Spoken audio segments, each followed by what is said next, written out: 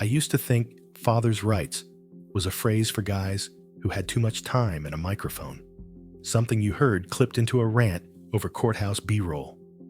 In my life, divorce had been normal, not friendly, not warm, just functional.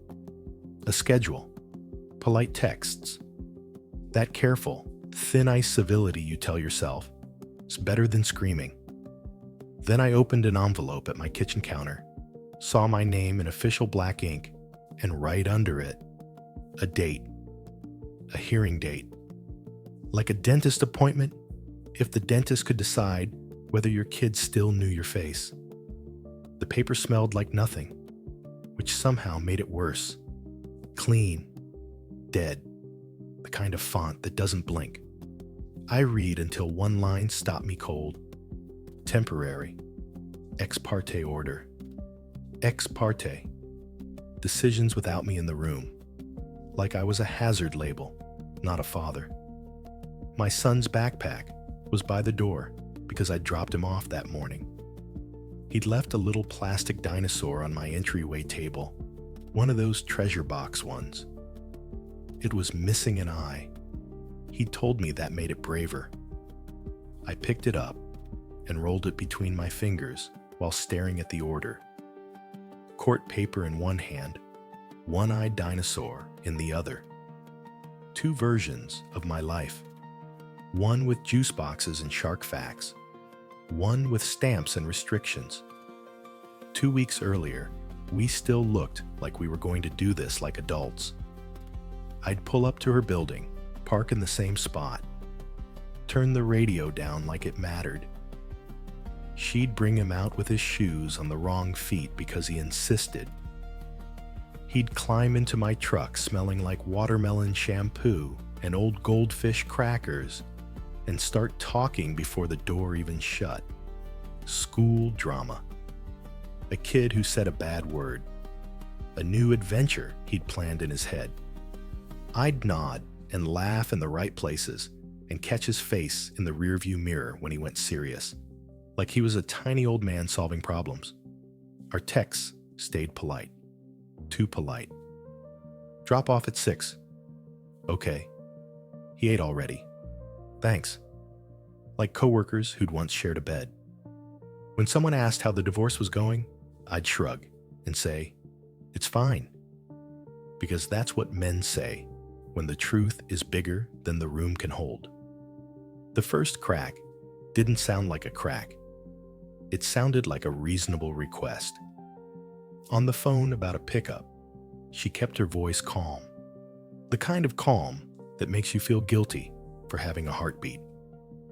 "Let's adjust visits for a bit," she said, "until we clear up a few concerns."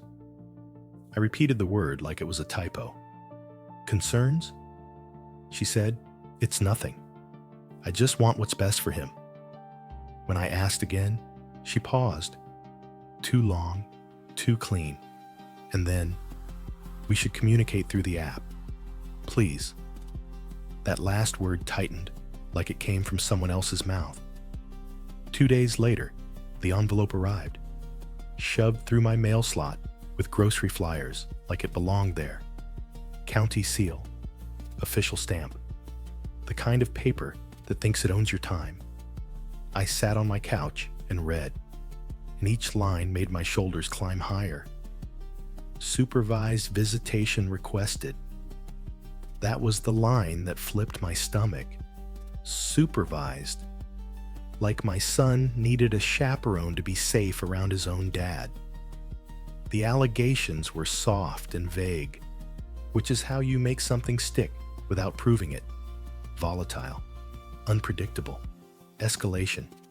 And then, based on the incident of March 12th, a date, a normal date, a day I barely remembered. The fear wasn't just the court, it was the fact that someone had chosen a story and I didn't know what version of me they'd written. March 12th. My brain rummaged like a man digging through a drawer for a receipt. Rain. Keys slipping in my hand. Her face in the doorway. My voice too loud for a hallway. And one sound. A door closing hard. Not a punch, not a threat, just a door. But now that sound had a date attached to it like a tag, and I could already see it described without context, without the messy human parts, only the part that looked dangerous. By lunch the next day, I was in a family law office that smelled like burnt coffee and paper, old magazines, smiling families on the covers like a joke. The attorney wasn't a TV shark, no perfect suit, just a tired guy in a rumpled jacket who'd seen this enough times that his face didn't move much. He read the paperwork in silence, pages turning, a printer down the hall grinding through someone else's misery. They filed ex parte, he said. That's why restrictions hit before you get heard. When my voice sharpened, so they can do this without me, he lifted a hand. Before you tell me why it's unfair, tell me what happened March 12th. I stared at a scratch in his desk and made it small. We argued. I raised my voice. I left. I slammed the door. He asked about police. No. Protective orders? No. Threats in writing? No. Then he leaned back and said, family court is risk management, not justice. Risk. Like I was a leaking pipe. Like the goal wasn't to see who I was, but to prevent what I might do. What do? I asked. You control yourself like your future depends on it, he said, because it does. No angry voicemails, no long texts, no showing up unannounced, no confrontations. Your job is to be the calmest person in the room, even when you're not. He slid a legal pad toward me. Pick one measurable goal each week. Court loves measurable. I wrote like I was signing up for a punishment I didn't choose. Week 1, no reactive texts. Week 2, show up early, every time. Week 3, document routines. Week 4, court day, no emotion leaks. The first supervised visit was the following week. The email instructions read like a program. Arrive early. Bring snacks. No raised voices. No discussion of the case. The building was called a Family Services Center, but it looked like a dentist office someone gave up on. Beige walls, a glass door, fingerprints around the handle. Inside smelled like antiseptic and cheap air freshener. A woman at the desk smiled without her eyes. Her badge said, Visitation Supervisor, like that was a normal job title. She copied my ID, made a note, and handed me a form to sign that felt like an admission. The room was small. A couch, 2 chairs, a plastic bin of tired toys. A clock ticked loud enough to be rude. A window on one wall showed my ghosted outline. I sat down and forced my hands to stay still, palms open on my knees, like my body was evidence. When my son came in, he stopped in the doorway. His eyes went to the supervisor first, then to me, then back to the supervisor, like he was checking whether it was okay to want me. That tiny glance hit harder than the paperwork. Hey, buddy, I said, too bright. He took a couple steps and hesitated. I wanted to stand up and scoop him like always. I didn't. I stayed seated, hands visible, shoulders down, acting like sudden movement could be misread.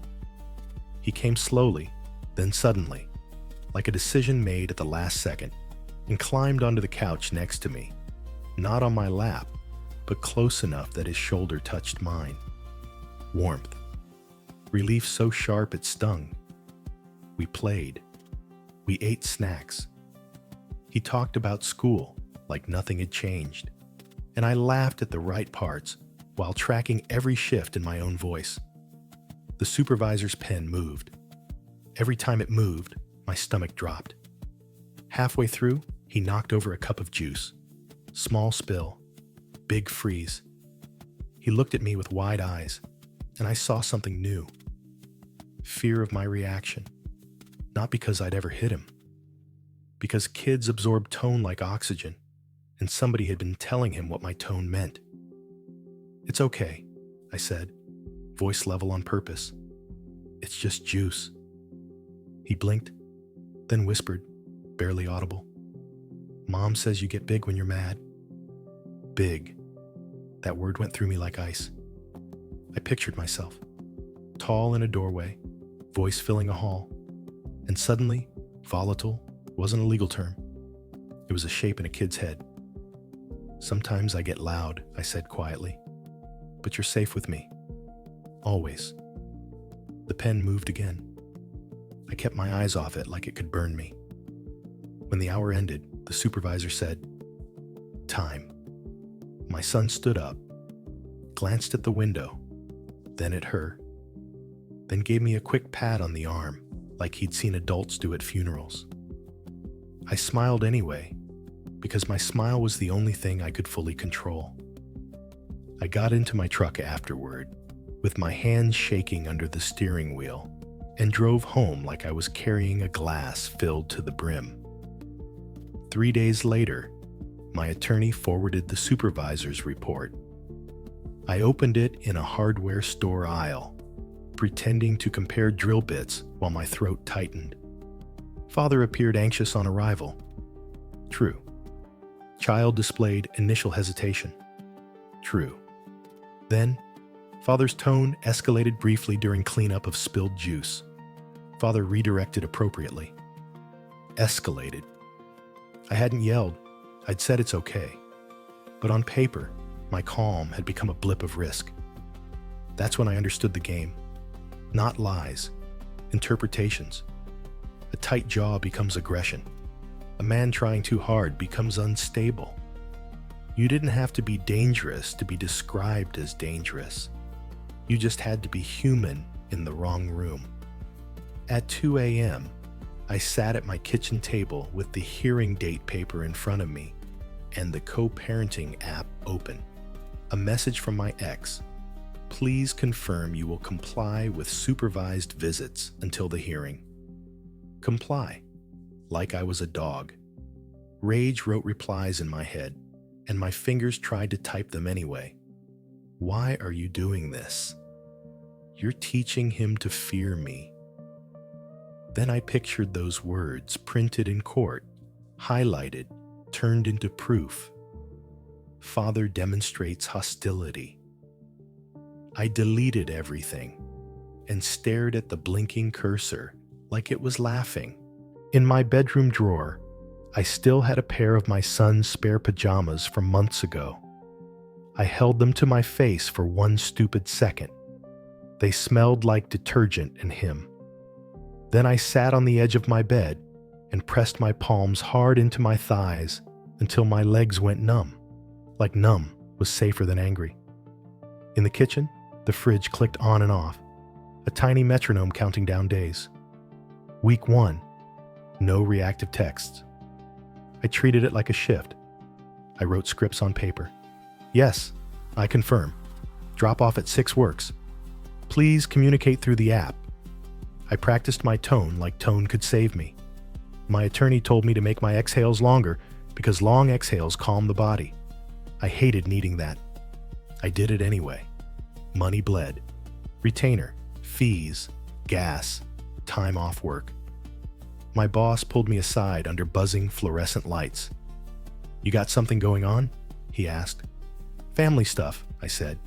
He nodded once. "Keep it from becoming work stuff." Like I could put fatherhood in a separate drawer. Week 2. Show up early, every time.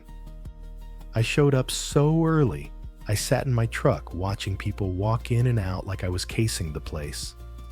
The second visit, my son didn't hesitate as long. He still checked the supervisor first, but he sat closer. Halfway through, he asked, "Are you in trouble?"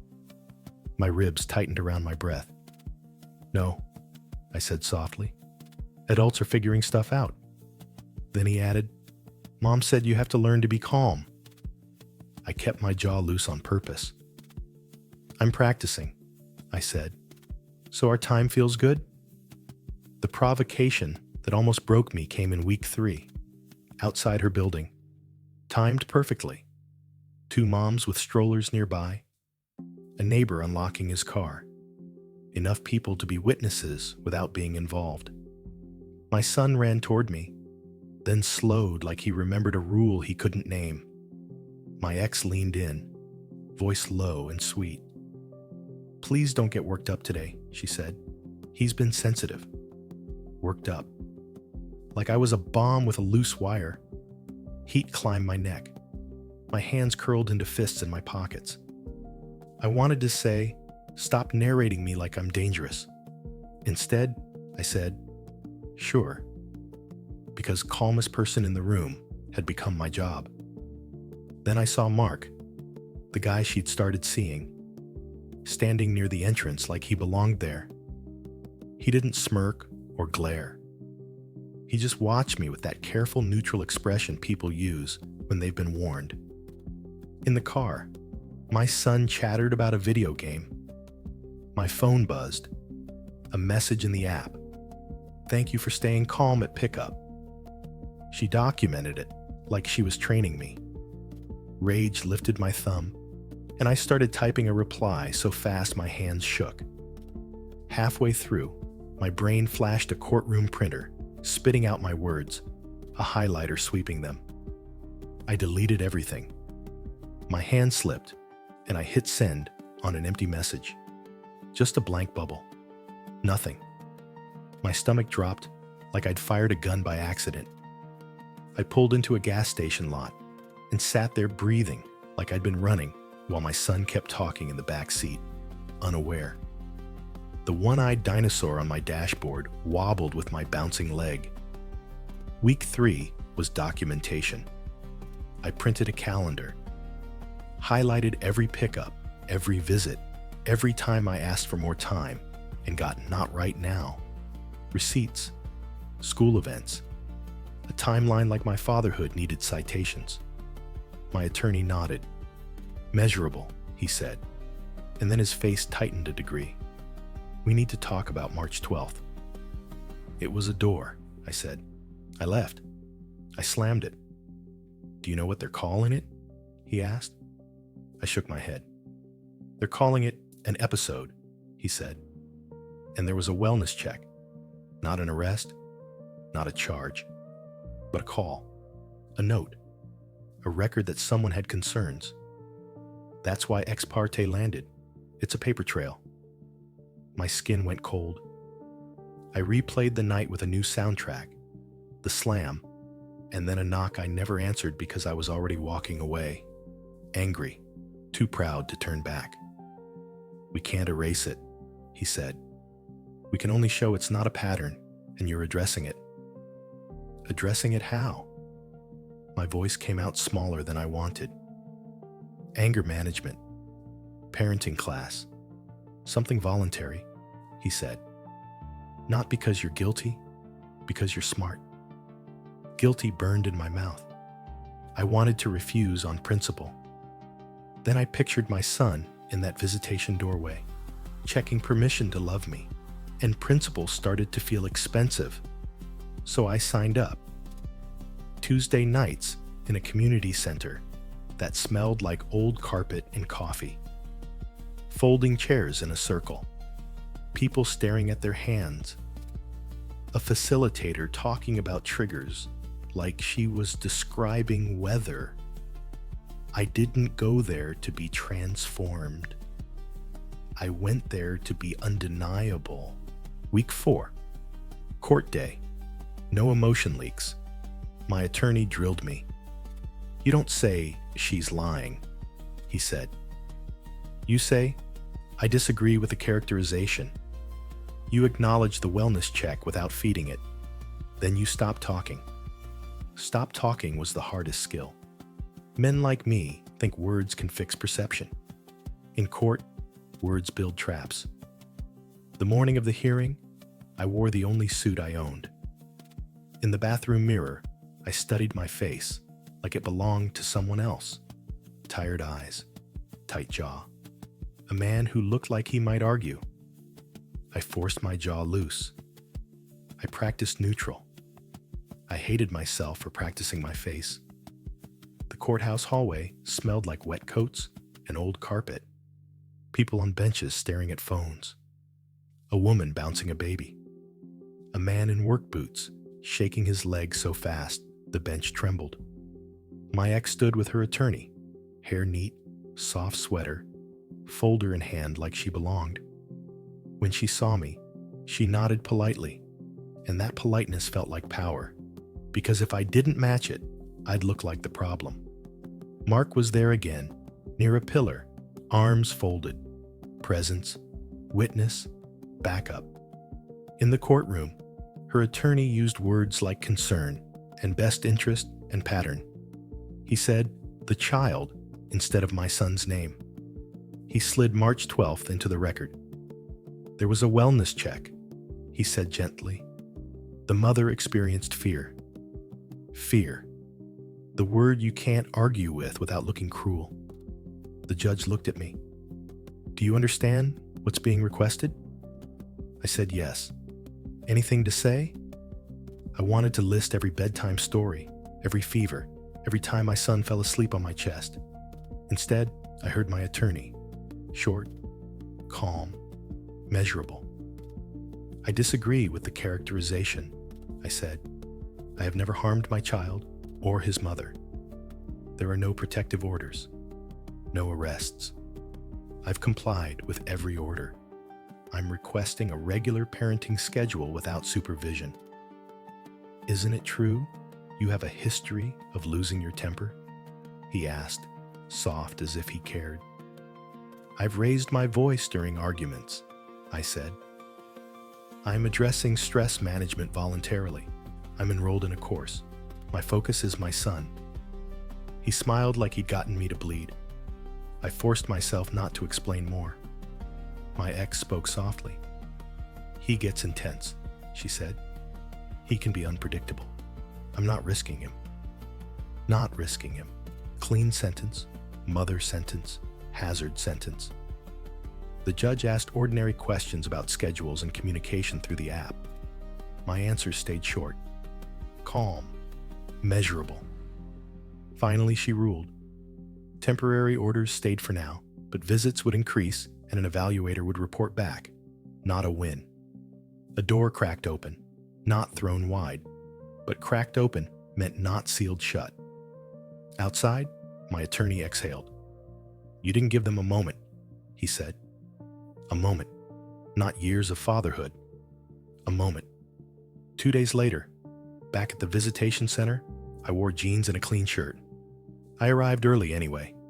Antiseptic, ticking clock, the supervisor's no-eye smile, her pen. When my son walked in, he stopped in the doorway again, but not as long. He still checked her first. He still glanced at the window. Then his eyes came to me and stayed there a beat longer, like he was measuring. I didn't go bright. I didn't rush. I lowered myself onto my knees so I was at his level, hands open, face soft without forcing it. "Hey," I said quietly. "I'm here."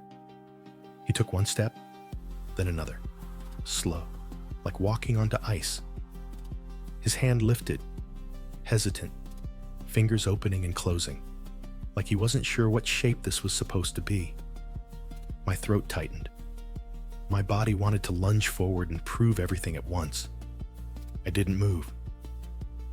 Then he reached out and put his small hand into mine. It wasn't a hug. It wasn't a word. He didn't say dad. He didn't say anything at all. He just chose contact.